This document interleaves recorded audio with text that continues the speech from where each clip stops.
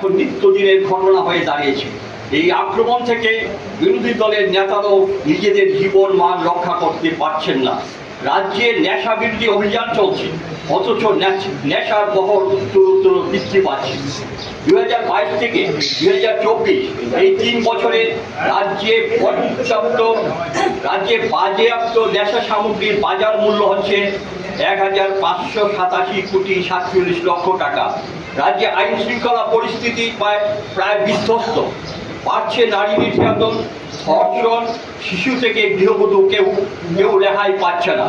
শুধুমাত্র গত জুন মাসে রাজ্যে খুন হয়েছে 7 জন, অস্বাভাবিক মৃত্যু হয়েছে 31 জন, ধর্ষণ গণধর্ষণের সংখ্যা 2 আর চুরি ছিনতাইয়ের ঘটনা ঘটেছে 37টি।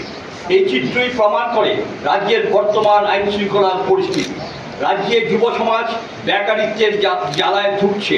রাজ্যে বছরে 50,000 চাকরির প্রতিশ্রুতি দিয়ে ক্ষমতায় এলেও বাস্তবে নতুন নিয়োগ প্রায় বন্ধ।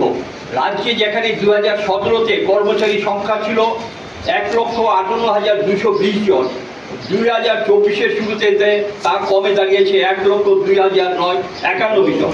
রেগার কাজ যেখানে বাম আমলে 80 থেকে 90 দিন হতো, এখন তা 30-40 দিনও হয় না। যাও হয়, সময় মতো মজুরি জুটে না। প্রত্যন্ত উপজাতি এলাকায় চরম দারিদ্র্য নেমে এসেছে। বিদ্যুৎ, জল সরবরাহ অনিশ্চিত। গ্রামীণ স্বাস্থ্য ব্যবস্থা মুখ থুবড়ে পড়েছে। স্কুলগুলিতে শিক্ষক নেই।